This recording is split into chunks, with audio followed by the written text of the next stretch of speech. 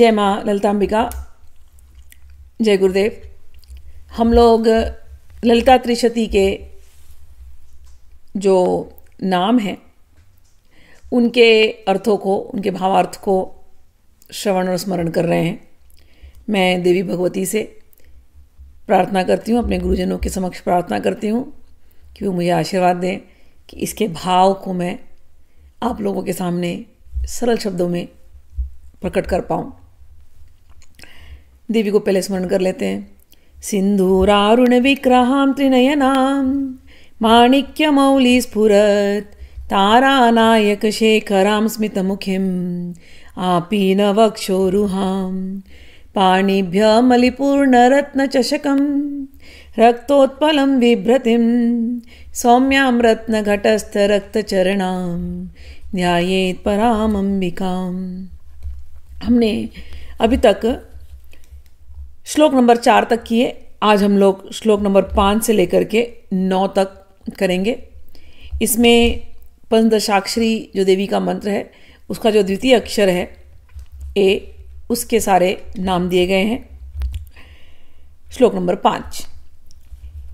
एकार रूपा चैकाक्षर्यै कानेकाक्षराकृतिः एतत्तद्दित्य निर्देश्या चैकानंदचिदाकृतिः। एकार रूपा, एकार रूपाय नमः। जो ए अक्षर से, पहले तो आप सरल तरीके से ये समझो कि ए अक्षर से आने वाला कुछ भी नाम हो, समझ में आया, वो देवी ही है। दूसरा, एक एक एक शब्द, जो एक शब्द है, नंबर 1, हम कहते हैं ना नंबर 1, टॉप मोस्ट, एक, रैंक 1, वो जो एक अकेला है या वो जो एक अकेली है, जो सबसे ऊपर है, वो हो गई एकार रूपा। ऐसी एक मेव, इसके अतिरिक्त तो और कुछ है ही नहीं, इसके जैसा और कोई है ही नहीं। ऐसी जो एक मेव है एकार रूपा, उनको हम नमस्कार करते हैं। श्रुतियों में कहते हैं एकमेवम अद्वितीयम ब्रह्मा, और ललिता सहस्त्रनाम में कहते हैं ब्रह्मस्वरूपिण्यै नमः। तो जो एकमेव ब्रह्म, सर्वत्र केवल जिसका निवास है, जिसकी शक्ति, जिसकी सत्ता है, ऐसी जो एकमेव है ब्रह्म, उसको हम नमस्कार करते हैं। ललिता सहस्त्रनाम में इनका एक नाम आता है एकाकिनी। ये सारा संसार उसका ही खेल है। जो कुछ भी देखो, दृश्य अदृश्य, सतोगुण रजोगुण तमोगुण, सब कुछ उसी की कला का विस्तार है। तो ऐसी जो है वो एकार रूपा, एकार रूपा, ऐसी देवी को नमस्कार है। एकाक्षरीय, जो एकाक्षरी है, एक अक्षर। गीता जब हम पढ़ते हैं तो गीता में भगवान कहते हैं ओम इति एकाक्षरम ब्रह्म। ये जो श्लोक है, चौथा वाला श्लोक, इसमें ब्रह्म रूप का ही निरूपण हुआ है। गीता में कहते एक ओम, ओम इति एकाक्षर ब्रह्म, कि ओम ही एकाक्षर ब्रह्म है। तो वो एक अक्षरी किसको कहा गया? ओम को कहा गया। ओम विष्णु भगवान को कहते हैं, वो संबोधित करता है, लेकिन ओम की जो शक्ति है वो देवी है। तो ब्रह्म स्वरूपिणी वो देवी है।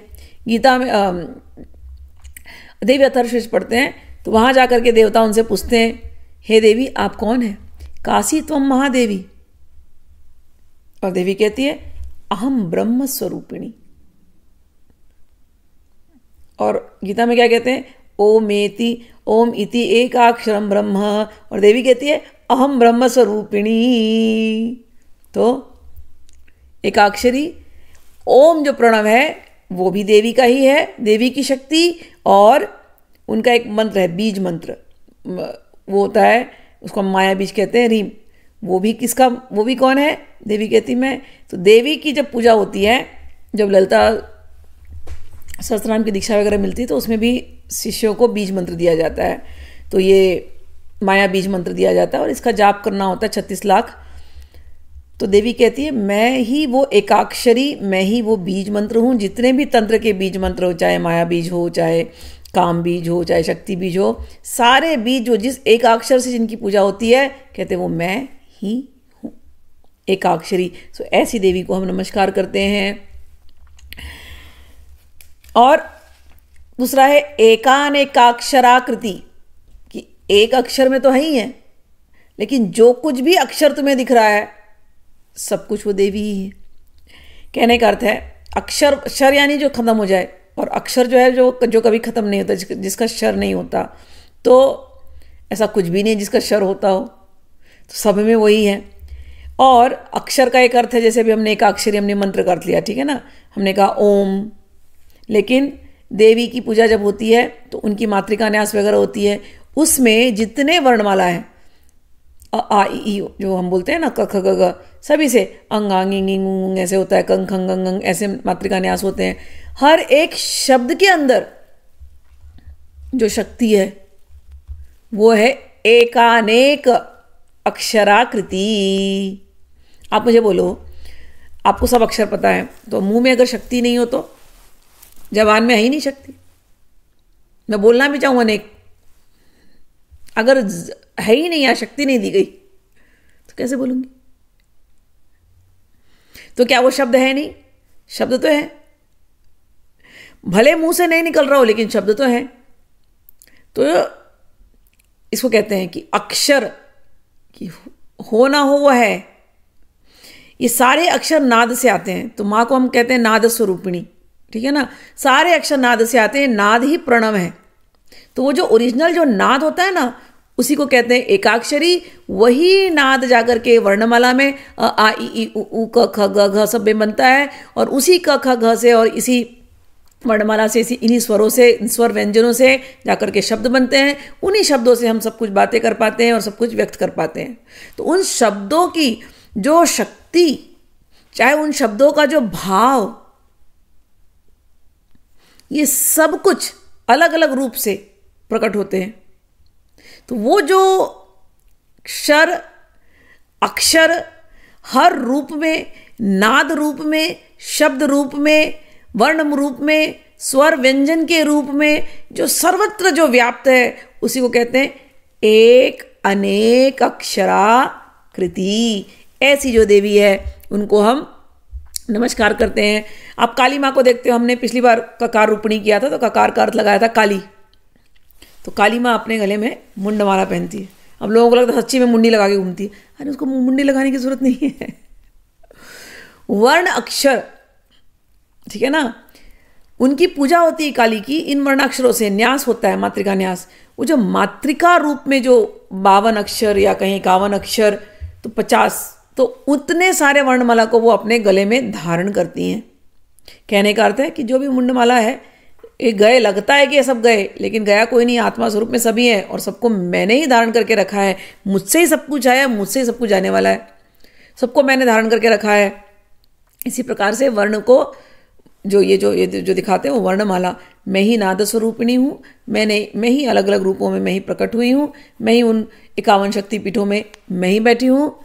तो इस एक लाइन में अलग अलग अर्थ आते हैं। एकानेक अक्षराकृति कि सभी पीठों में बैठने वाले मैं ही हूँ।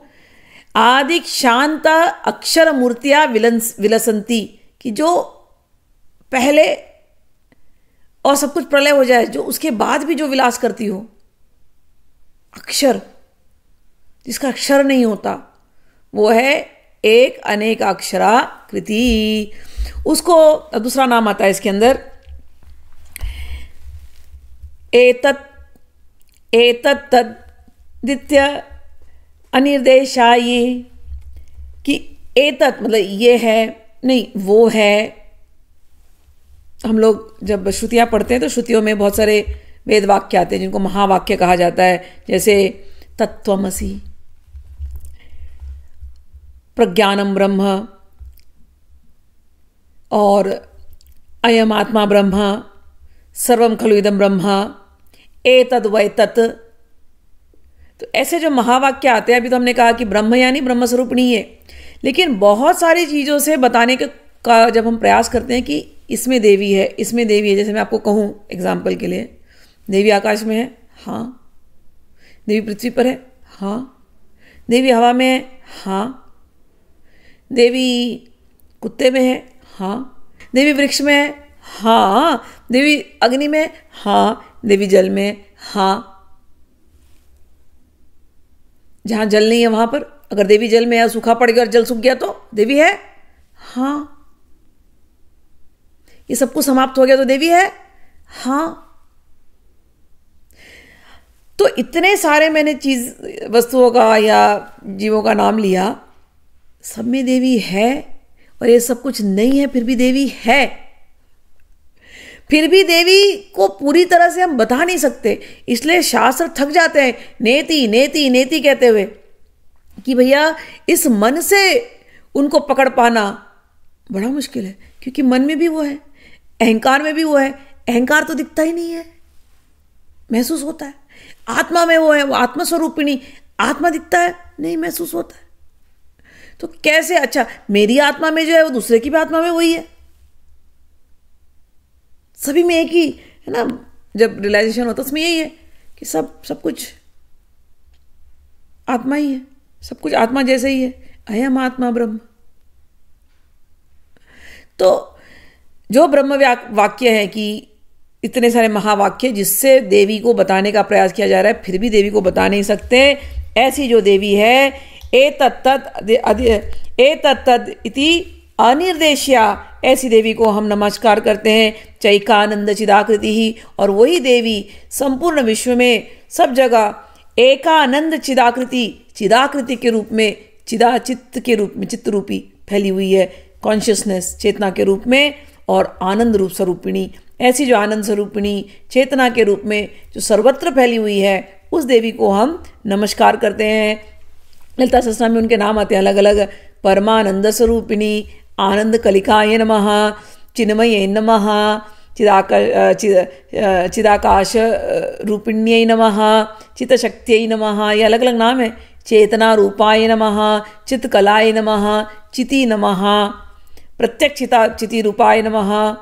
तो जो चेतना के रूप में सर्वत्र जो फैली हुई है, जो आनंद के रूप में सर्वत्र फैली हुई है, ऐसी जो देवी है चैकानंद चिदाकृति, इनको हम नमस्कार करते हैं। श्लोक नंबर 6। एवं इत्यागमा बोध्या चैक भक्तिम मदर्शिता, एकाग्रचित्त निर्ध्याता चैष्णारहिता धृता। अभी तक पहले श्लोक में समझाया कि जो सर्वत्र फैली हुई है, जो आनंद रूप में, जो चेतना रूप में, जिनको वेद नहीं पकड़ सकते, जिनको हम अपने बुद्धियों से नहीं पकड़ सकते, जो ऐसी जो देवी है वो फिर भी पकड़ में आती है। ये अगले 6वें श्लोक में कहा, वो पहले तो कहते हैं कि वो आगम निगम भी उसको नहीं बता पा रहे हैं।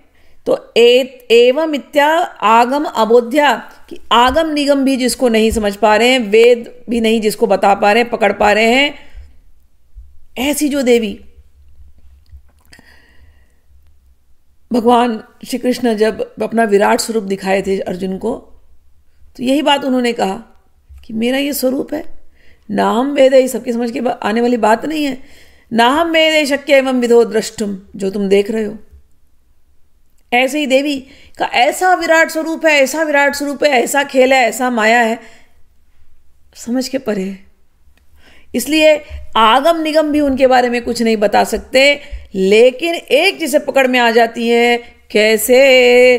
कहते हैं एक भक्ति मदर्चिता, कि कोई अनन्य रूप से उनकी भक्ति करता हो, कोई अनन्य रूप से उनकी अर्चना करता हो। कैसे अर्चना करनी है? यही ललिता त्रिशती पढ़ करके, यही ललिता सहस्रनाम पढ़ करके, ललिता के भजन करके, ललिता के श्रीयंत्र की पूजन करके, खड्गमाला स्तोत्र का पाठ करके, कोई अनन्य रूप से यदि उनकी भक्ति करता है, तो वो जो आगम निगम के परे है ना, वो जो पकड़ में नहीं आ रही है ना, वो भक्ति से पकड़ में आ सकती हैं। एक भक्ति मदर्चिताय नमः। और दूसरा कहा कैसे पकड़ के आ सकती है? एकाग्र चित्त निर्धात्याय नमः। कोई यदि एकाग्र चित्त से, गीता में भगवान बोलते हैं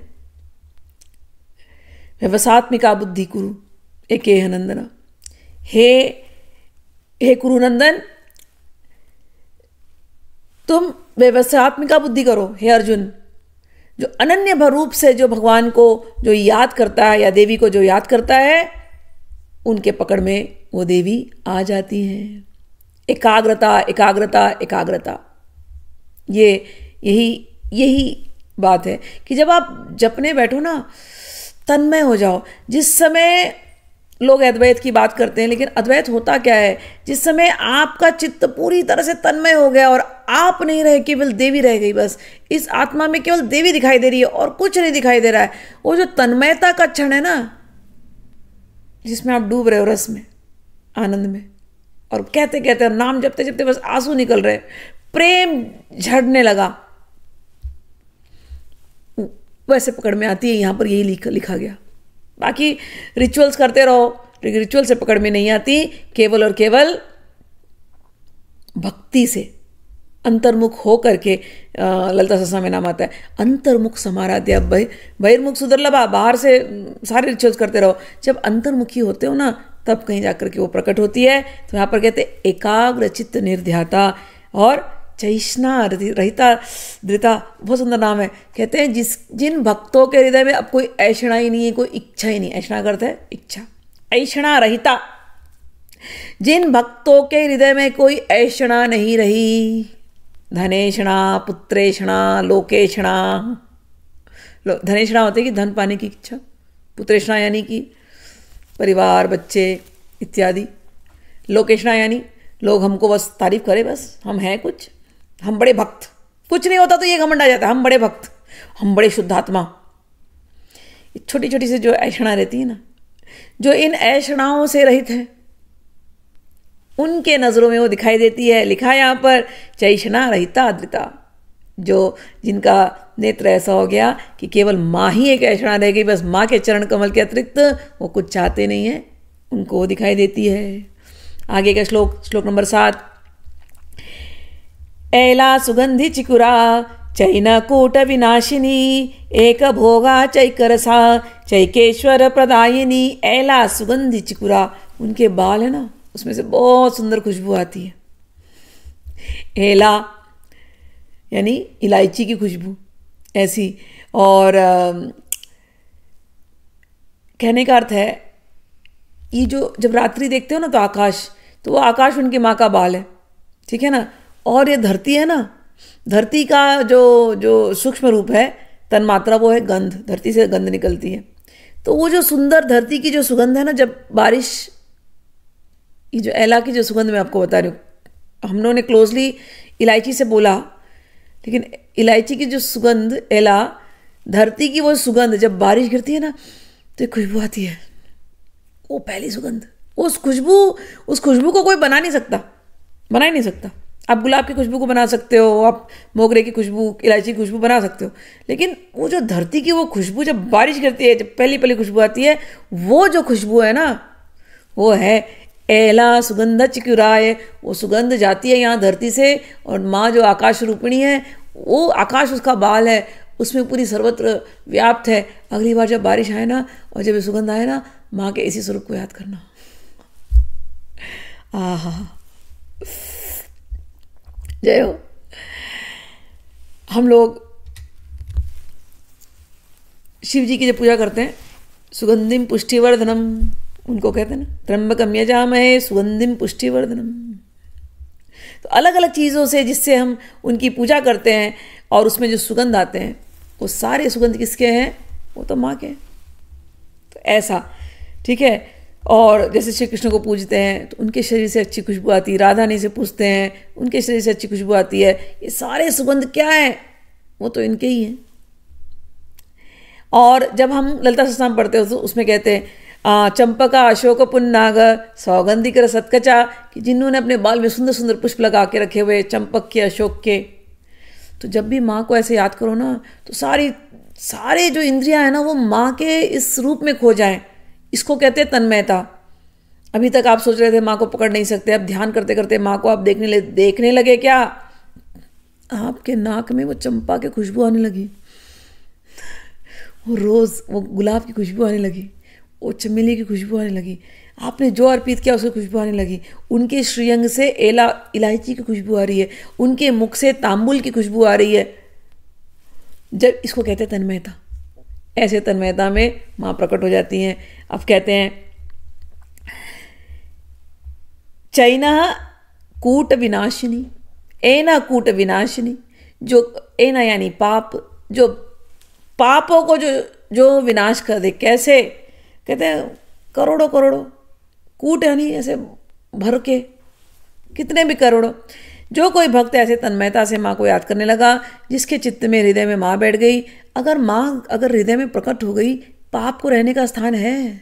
पाप रह सकता है? पाप कैसे बनते हैं? काम क्रोध इत्यादि से ना। कहाँ पर है वो? चित्त के अंदर ना। और माँ चित्त में प्रकट हो गई तो हिम्मत है पाप की रहने की। तो जो करोड़ों करोड़ों पापों को जो भस्म कर दे, ऐसी जो माँ जो भक्ति के द्वारा प्राप्त होती है, इनको हम नमस्कार करते हैं। आहा, एक भोगा चैक रसा चैकेश्वर प्रदायिनी, एक भोगा। जिसको सिर्फ एक ही भोग अच्छा लगता है। क्या अच्छा लगता है भोग? वो भोगने वाली, हम उनके भोग्य वस्तु हम अपने आप को दे दे बस। और या जो अपने अर्धनारीश्वर के रूप में जो अपने शिव के साथ रहती है, केवल शिव के साथ जिनको आनंद आता है, ऐसे जो देवी हैं उनको हम नमस्कार करते हैं। हम उनकी भोग्य वस्तु हैं। हम अपने आप को सर्वधर्मान परित्यज्य मामेकम शरणम व्रज, इस रूप से हम उनके चरणों में समर्पित कर दें, उसी से उनको आनंद मिलता है। तो ऐसी जो देवी हैं, एक भोगा, खुद ऐसे एक शिव के साथ जिनको आनंद आता है, ऐसे भक्तों के भोग से जिनको आनंद आता है, और जो ऐसे भक्तों को जो सर्वोच्च जो परम भोग्य वस्तु है मुक्ति, वो दे देती हैं कैवल्य पद। उनका नाम आता है अनर्घ कैवल्य पददायिनी। ऐसी जो देवी हैं उनको हम नमस्कार करते हैं।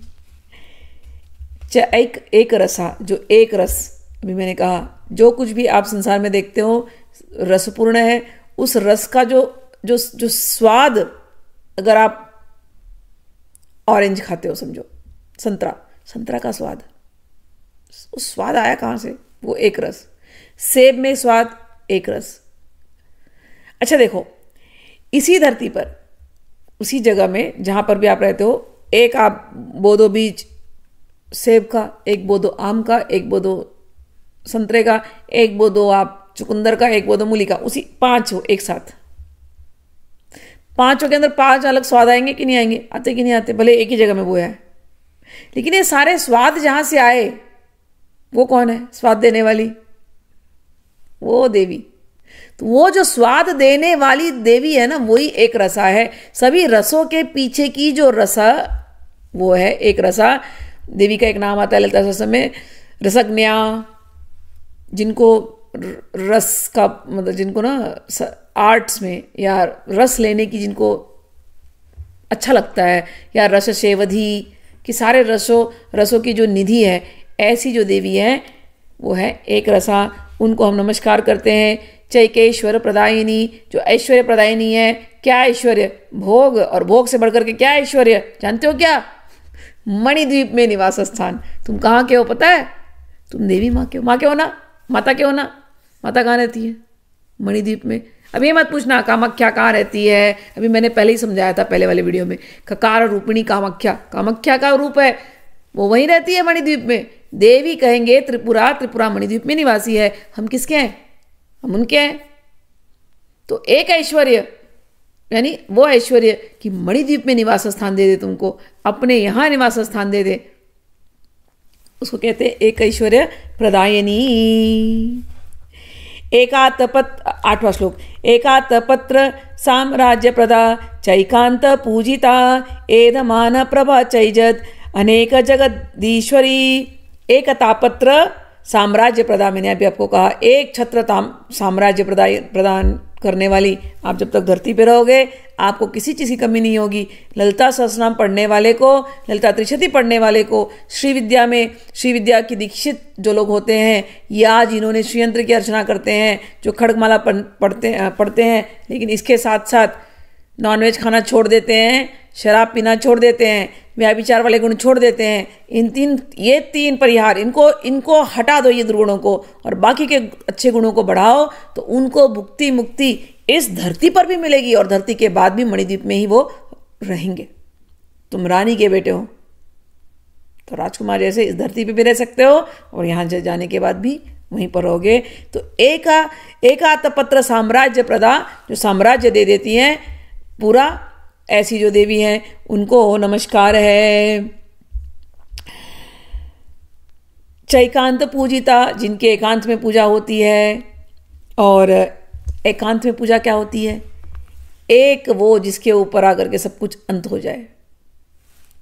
समझ में आया? एकांत का अर्थ ही होता है एकांत, कि जब आप पूजा करने बैठो इस हृदय के अंदर एक वो और कुछ नहीं, सारे विचार जो यहाँ वहाँ भाग रहे थे सब आकर के एक उनके श्री चरणों में, उनके चरण कमलों में आकर के सारे विचारों का अंत हो जाए और हृदय में तुम उनका ध्यान कर रहे हो। इसको कहते हैं एकांत पूजिताय नमः। एधमान प्रभा ए नमः, जिनकी प्रभा सर्वत्र फैली हुई है। एधमान प्रभाय चै च एजद, अनेक जगदीश्वरी, जो सारे जगत की, अनेकों जगत की, हम तो एक ही ब्रह्मांड जान रहे हैं ना, एक ही जगत, न जाने ऐसे कितने सारे ब्रह्मांड है, सारे ब्रह्मांड ऐसे चल रहे हैं। उन सभी चलने वाले जो ब्रह्मांड है, उन ब्रह्मांडों की जो जगदीश्वरी ऐसी जो देवी है उनको हम नमस्कार करते हैं। अब सोचो इसमें एजत यानी जो चल रहा है। अब आप सोचो उधर, केवल हम तो अपने ब्रह्मांडों को जानते हैं। सूर्य है, सूर्य के पास ये धरती चल रही है, गोल गोल घूम रही है, और उसके पास ये सारे चंद्रमा घूम रहे हैं, ये सितारे घूम रहे हैं, ये सब कुछ अपने आप चल रहा है। कैसे चल रहा है? सूर्य रोज सुबह निकलता है टाइम पर और शाम को अस्त हो जाता है। कैसे चलता है? किसके ऑर्डर्स पे? श्री माता श्री महाराज्ञी के ऑर्डर पे, इन महारानी के ऑर्डर पे। कोई समुद्र अपनी जगह पे टिका रहता है, निकलता नहीं अपना। कैसे? इन महारानी की वजह से, श्री माता श्री महाराज्ञी। तो इसीलिए जो सभी जगत की जो ईश्वरी हैं, ईश्वरी यानी जो कंट्रोल करती हैं, ऐसी जो देवी हैं, जो सब कुछ घूम रहा है उसको भी पकड़ करके बैठी हैं, ऐसी जो देवी है उनको हम नमस्कार करते हैं। अब 9वें श्लोक का आधा श्लोक जो है वही ए अर्थ से आता है। तो एक वीरादि संसेव्या चैक प्रभावशालिनी, जिनको एक वीरा इत्यादि देवियाँ जिनकी पूजा करती हैं। एक वीरा माता का एक मंदिर है महाराष्ट्र में। तो आदि ये सारी जो देवियाँ हैं जो इनकी पूजा करती हैं, इनको नमस्कार है। और एक प्राभवशालिनी, जिनका प्राभव, जिनकी प्रभुता या जो सब जगह है वो एक प्रभावशालिनी, इन्हीं का प्रभाव से ये भव सागर बनता है और भव फिर से समाप्त हो जाता है। तो ऐसी जो देवी हैं जिनका प्राभव सर्वत्र है, ऐसी देवी को हम नमस्कार करते हैं। इस प्रकार से हमने 40 नामों का आज अर्थ समझा। अब आगे के जो वीडियो बनेंगे वो पंचसाक्षरी का तीसरा अक्षर है ई, उससे बनेंगे। उनके 20 नामों को वो आगे की वीडियो में करेंगे। तब तक के लिए देवी भगवती और मेरे गुरुजन सबका कल्याण करें। जय माँ, जय श्री कृष्णा, राधे राधे।